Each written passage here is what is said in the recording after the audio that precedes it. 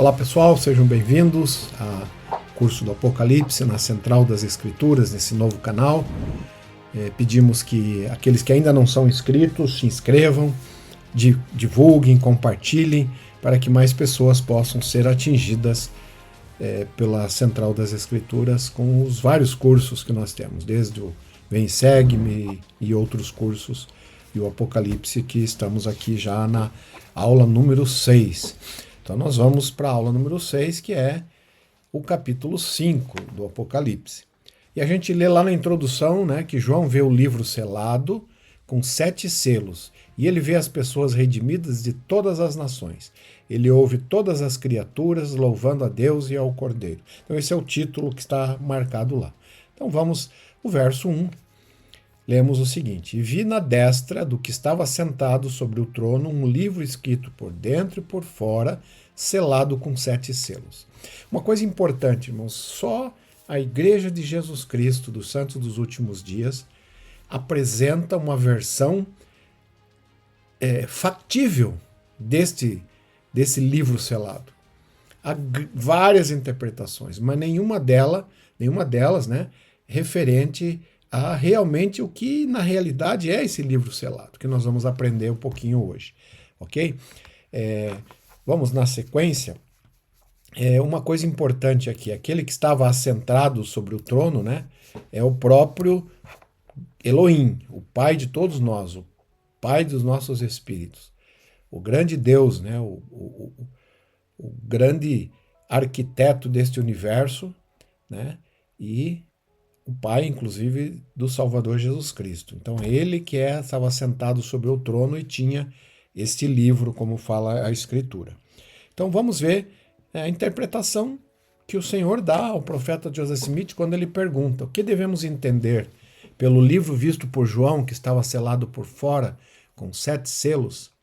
A resposta do Senhor foi: devemos entender que ele contém a vontade, os mistérios e as obras de Deus revelados, as coisas ocultas de sua administração concernente a esta terra durante os 7.000 anos de sua duração, ou seja, de sua existência física. Então, na verdade, é um registro das obras de Deus e de todas as coisas que aconteceram nos 7 períodos físicos da existência dessa terra. São esses os períodos, do ano 0 ao ano 7.000. Nós estamos, a nossa época ali, estamos vivendo ou muito próximo do ano 6.000, ou já entramos no ano 6.000 e alguma coisa. E do ano 6.000 ao 7.000, isso são, nós não temos uma cronologia de datas perfeita, né? A gente não sabe se o nosso calendário estão com as datas perfeitas. Há outros calendários, né, que também, o calendário judeus, que está no ano 5.800 mais ou menos. Então, há uma discrepância nessas datas. Mas o importante é que do ano 6 ao 7.000 é o grande milênio, que a gente vai, inclusive, estudar aqui nesse curso. E já falamos sobre o milênio, ok? Então, na verdade, esse livro selado é essa história do mundo. O elder Orson F. Whitney, que foi um membro dos 12, ele diz assim: o livro que João viu representa a verdadeira história do mundo, que os anjos registradores tinham escrito. Os 7.000 anos correspondentes aos 7 selos do Apocalipse são os 7 grandes dias durante as quais a Mãe Terra cumprirá sua missão mortal. Esses 7 dias não incluem o período da criação e preparação de nosso planeta como um local de habitação para o homem.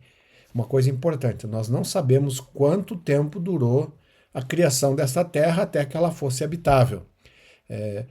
O Senhor fez por bem colocar cada dia da criação como um dia, mas isso não significa que foi um dia do nosso tempo, né? Porque a gente sabe que para Deus um dia é 1.000 anos. Também não sabemos se é essa a contagem do tempo ou é só um período que foi estabelecido e contado como dia. Então, esses 7.000 anos é somente da existência a partir do momento em que a Terra se tornou habitável e Adão e Eva foram colocados aqui, tá? Então esse é um tempo considerado e distinto, né, da eternidade, ok? Na sequência, nós vemos que o verso 2, encontramos a seguinte escritura: E vi um anjo forte apregoando com grande voz: quem é digno de abrir o selo e desatar os seus selos? Porque um anjo forte, assim como os homens, também tem anjos e há várias hierarquias, né? Havendo diversos graus de anjos também. E esta era a pergunta do anjo, que fica claro, né? Quem poderia abrir os selos? Entre outras coisas, a pessoa precisava ser digna e não era qualquer um que poderia abrir o selo e desatar, né? Abrir e desatar os selos, né? Então, o anjo continua. E ninguém no céu, nem na terra, nem debaixo da terra podia abrir o livro, nem olhar para ele. E aí, João, isso era a revelação que o anjo estava mostrando a João. E João, então, chorava muito, porque ninguém fora achado digno de abrir o livro, nem de o ler, nem de olhar para ele. E disse-me um dos anciãos, não chores, eis que o leão da tribo de Judá, a raiz de Davi, que venceu. É muito importante essa palavrinha aqui, que venceu. Ele venceu a morte, ele venceu o pecado.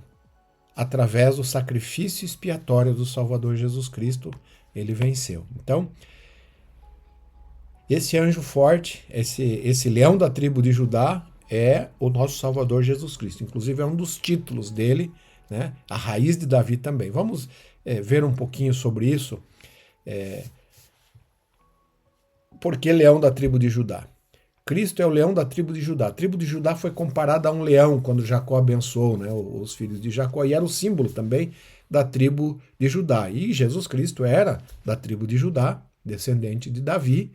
Então, ele era conhecido como o leão da tribo de Judá, né, o mais poderoso. Ok? E raiz de Davi. Cristo, né, é a raiz de Davi por ser descendente de Davi. Ele tinha direito por hereditariedade a ser rei de Israel. Mas era raiz, pois existir antes de Davi. Pois na existência pré-mortal ele era o primogênito de Deus. E já era o grande Jeová, sendo maior do que Davi. O Salvador disse aos judeus quando o questionaram por serem herdeiros de Abraão. E disse-lhe Jesus, em verdade vos digo, que antes que Abraão existisse, eu sou. Essa palavra eu sou é descrita também como na língua hebraica como Yahvé, ou Jeová, que significa eu sou. O Salvador Jesus Cristo é o primogênito, o Filho de Deus, o Salvador da humanidade, ok? Então vamos na sequência. No verso 6 diz assim, e olhei, e eis no meio dos anciões estava um cordeiro, que havendo sido morto, e tinha 7 chifres e 7 olhos, que são os 7 Espíritos de Deus enviados à terra.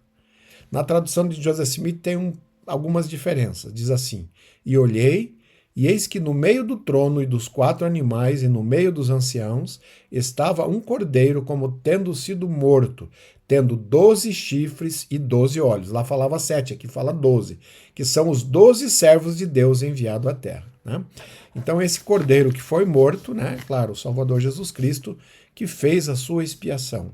Aí a Escritura fala em chifre, né, que tinha 12 chifres. Chifre é um símbolo de poder antigamente, usado principalmente no Velho Testamento, né? É só você ver lá em Jeremias 48, 25, no rodapé tem uma explicação sobre isso. E o número 12, que é o número do sacerdócio, significando o poder do sacerdócio. Então, os 12 chifres representam o poder do sacerdócio, o qual deriva de Cristo. Ele é o grande sumo sacerdote, pois esse sacerdócio era chamado segundo a ordem do Filho de Deus. Lembram disso, né? Sacerdócio de Melquisedeque foi o nome dado para substituir, para que as pessoas não usassem o termo Filho de Deus frequentemente. Mas o sacerdócio era segundo a ordem do Filho de Deus. Ele é vamos dizer assim, o esteio, o principal do sacerdócio, ok? Deriva do Salvador Jesus Cristo. Depois ele fala em também 12 olhos. Olhos denota poder de visão, o qual os portadores de todas as chaves do sacerdócio, que são os profetas, possuem. Esses profetas são chamados também de videntes e reveladores, pois possuem os oráculos de Deus para exercer esse poder. Amon declarou ao rei Linri que um vidente é também um revelador e profeta, e que não há dom maior que um homem possa ter, a não ser que possuísse o poder de Deus, que ninguém pode possuir, contudo o homem pode receber grande poder de Deus. Então esses olhos eram o poder de revelação, o poder de ver as coisas que iriam acontecer no futuro, o poder de ver as coisas realmente para abençoar as pessoas. Então, um profeta tem uma visão muito superior à nossa, né? Lembram lá em Doutrina e Convênios, né, que fala do atalaia sobre a torre, né?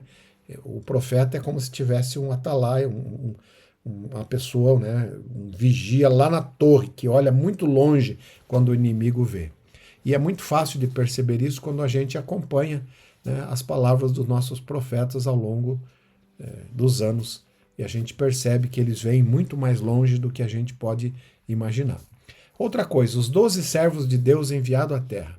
O Bruce R. McConkie, né, que a gente vai falar muito, sempre usar as citações dele, disse: claramente se refere aos 12 apóstolos do Cordeiro, que são enviados a toda a terra. Lembra que os servos são os enviados. Tá? Então os apóstolos são enviados a toda a terra para pôr em ordem os assuntos da igreja, como descrito em Doutrina e Convênios, que é o dever dos 12, também ordenar e organizar todos os outros oficiais da igreja. Também os 12 conselheiros viajantes são chamados para ser os 12 apóstolos, ou seja, testemunhas especiais do nome de Cristo no mundo todo, diferindo assim dos outros oficiais da igreja. Então aqueles 12 servos são os 12 apóstolos, né? Tanto os atuais quanto os antigos, né? E quanto também os da época do Salvador Jesus Cristo, tá ok? Partindo agora para o verso 7 e 8, diz assim: e veio e tomou o livro, falando agora do Salvador, e veio e tomou o livro da destra do que estava sentado sobre o trono. O livro estava na mão do Pai Celestial. E havendo tomado o livro, os 4 animais e os 24 anciãos prostraram-se diante do Cordeiro, tendo todos eles harpas e taças de ouro cheias de incenso, que são as orações dos santos. Tá? Aqui tem um outro símbolo que a gente já até aprendeu sobre ele, né? Que o incenso subindo do altar, dos altares, né, é um símbolo das orações dos santos. A gente lembra disso lá no tabernáculo de Moisés, né, já existia um dos equipamentos do tabernáculo, né, onde todos os dias, de manhã e à noite, final da tarde, os sacerdotes queimavam incenso para significar as orações dos santos subindo aos céus, ok? Então, esse é o significado que nós encontramos ali. No verso 9, a Escritura diz: e cantava um novo cântico, dizendo: digno és de tomar o livro e de abrir os seus selos, porque foste morto, e com o teu sangue para Deus nos compraste de toda tribo, língua, nação e povo.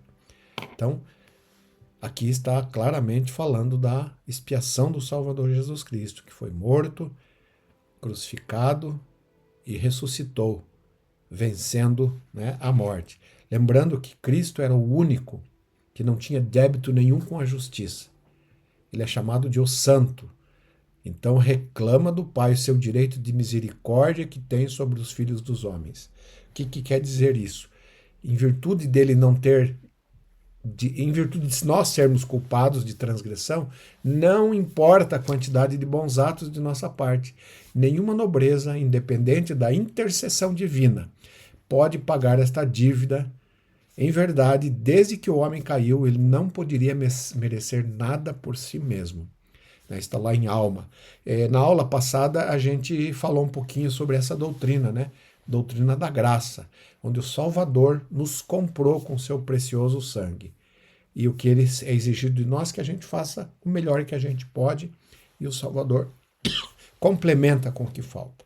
Uma coisa interessante que eu aprendi há algum tempo atrás, o Elder Bateman, que foi um membro dos 70s, ele ajudou a gente a entender um pouquinho mais a respeito da expiação. Aí ele cita o profeta Abinadi, declarou que ainda quando sua alma servir de oferta para o pecado, ele verá sua semente. Abinadi não identificou os profetas e aqueles que o seguirem como sendo semente do Salvador. Abinadi então identificou os profetas e aqueles que seguirem como sendo a semente do Salvador. Por que semente? Porque através da expiação nós somos gerados filhos do Salvador, isto é, ele vamos dizer assim, nos toma conta da gente. Somos propriedade do Salvador. Quando ele pagou o preço de nossos pecados, nós nos tornamos semente do Salvador. Isto é, fomos gerados espiritualmente pelo Salvador, porque estávamos perdidos. E através da expiação, ele nos resgatou. Né? Então somos selados. Essa era a palavra que eu estava procurando. Somos selados ao Salvador. Somos posse do Salvador. Tá? Então ele diz assim, daí o Elder Bateman, por muitos anos pensei na existência do Salvador, na experiência do Salvador no jardim e na cruz como lugares onde uma grande quantidade de pecados foi acumulada sobre ele. Contudo, graças às palavras de Alma, Abinadi, Isaías e outros profetas, minha visão mudou, ele diz, e a minha também. Em vez de uma massa impessoal de pecados, havia uma longa fila de pessoas quando Jesus sentiu nossas fraquezas. Tomou sobre si as nossas enfermidades e as nossas dores, e foi moído por causa de nossas iniquidades. Uma coisa interessante aqui, irmãos, a expiação foi uma coisa individual. Alguns dos nossos profetas, eu lembro que Elder Faust comentou uma vez que ele diz num discurso, que ele disse que tinha ouvido alguém já falar quantas daquelas gotas tinha sido por ele. Então algumas daquelas gotas foi por mim, porque ele viveu ali a minha vida literalmente, para poder saber, como diz a Alma, como nos socorrer. Lá o Salvador viveu as nossas vidas. O Elder Bednar fala que imaginar uma longa fila, como o Elder Bateman fala aqui, e ele ainda complementa, do primeiro ao último igualmente. Né? Só um Deus, o Filho de Deus, que tinha o amor perfeito, a misericórdia perfeita, podia fazer a expiação da maneira que foi feita, que paga o preço que a justiça exige dos nossos pecados. E aí, por isso, então, somos sementes, somos gerados pelo Salvador. Tá? Ok? Através da sua expiação. No verso 10, a Escritura diz, e para o nosso Deus nos fizeste reis e sacerdotes e reinaremos sobre a terra. Isso quer dizer exaltação, a gente já falou sobre isso. Né?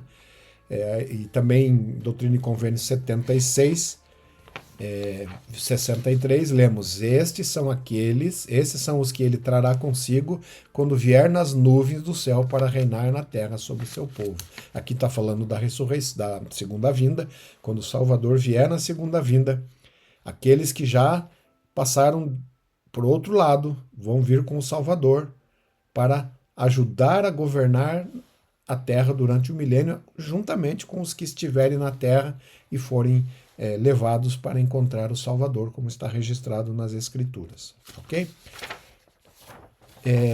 Uma coisa importante, irmãos. Eu sempre gosto de dizer, o Salvador Jesus Cristo estabeleceu a sua igreja, não foi para levar ninguém para o reino celeste e nem para o terrestre. Foi para nos oferecer a oportunidade de exaltação, nem para o celestial só, mas para recebermos a exaltação. É por isso que a igreja de Jesus Cristo foi estabelecida. Quando a gente estudar o capítulo 12, isso vai ficar mais claro. Mas eu gosto muito dessa declaração do Elder Macon, que ele diz assim, diga-lhes que mais filhos de nosso Pai Celestial do que pensamos serão exaltados. Aí ele complementa, todos os santos fiéis, todos que forem fiéis até o fim, partem desta vida com absoluta garantia de vida eterna. Ok? Faz parte da doutrina da graça, faz parte da expiação de Jesus Cristo. E ele continua. Os santos dos últimos dias fiéis, aqueles que recebem as ordenanças de salvação e se esforçam com todo o seu coração para serem verdadeiros aos convênios. Lembra que os convênios nos ligam ao Salvador.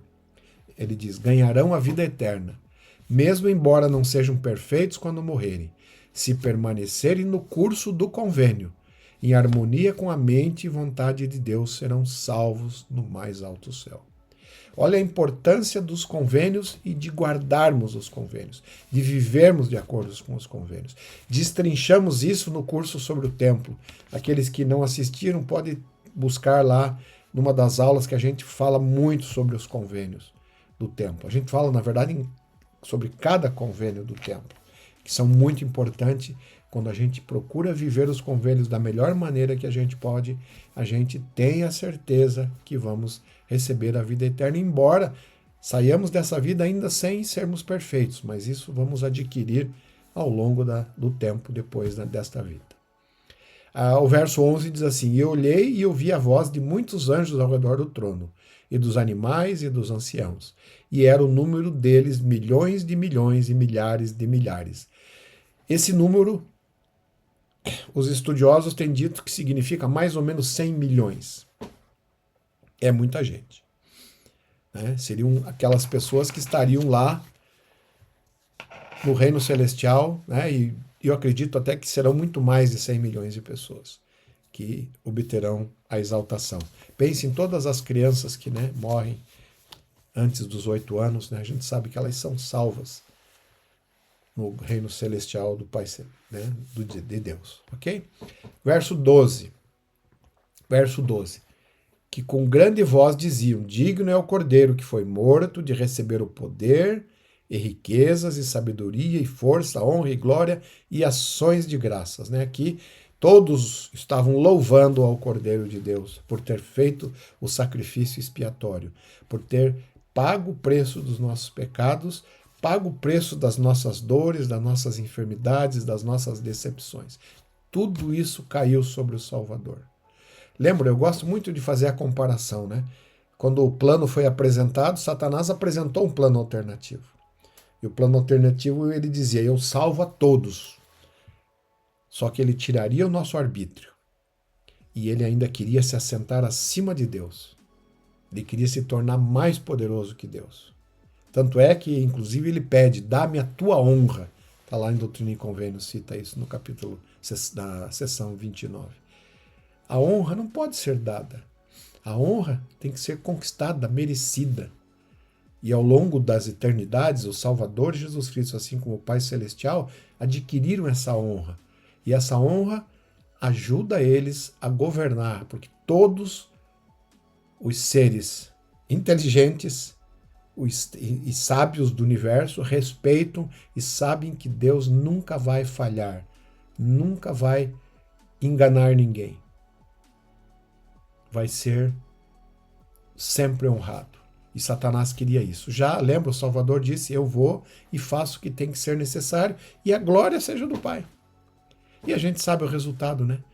Enquanto o Salvador está sentado à direita do Pai, como um Deus, como um portador de todas as coisas, como a luz que ilumina tudo, Satanás só trevas e destruição para ele, né? Ok? Então essa é a diferença dos dois. E o plano, claro, o Pai Celestial aceitou, conseguiu com o plano, que o plano era de Deus, né? E seguiu com o plano, com o Salvador sendo o Cordeiro que foi morto. No verso 13 nós lemos: e eu vi toda a criatura que está no céu e na terra, e debaixo da terra e que está no ar, e todas as coisas que neles há, dizendo: o que está sentado sobre o trono e ao Cordeiro sejam dadas ações de graças, honra, glória, poder para todo o sempre. Ok?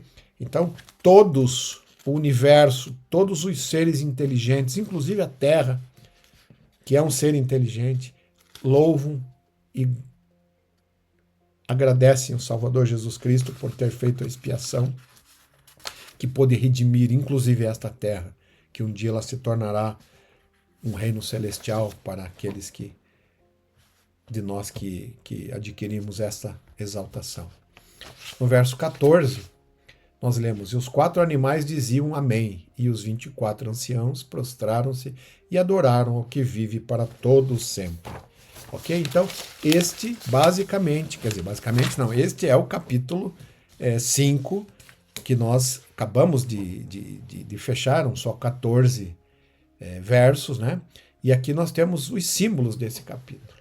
Então, o livro selado com 7 selos são os atos de Deus nos 7 milênios da existência temporal da Terra.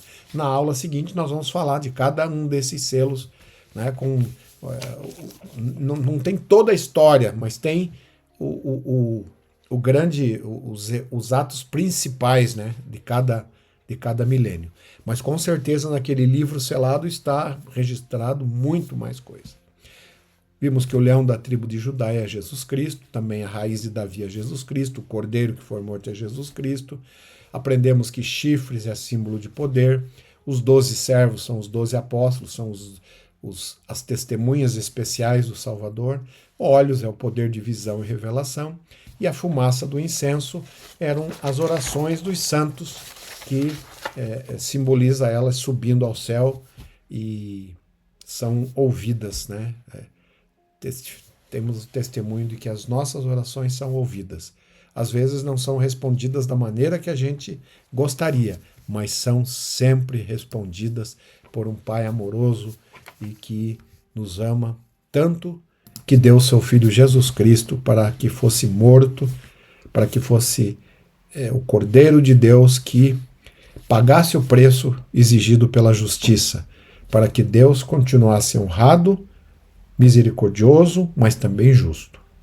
Então, encerramos por aqui essa nossa aula de hoje e esperamos vocês para a aula seguinte, que será o capítulo 6 do livro de Apocalipse, a aula 7, capítulo 6.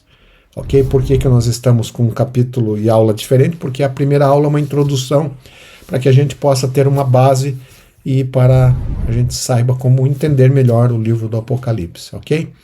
Então, ficamos por aqui. Obrigado por estarem conosco e até a próxima.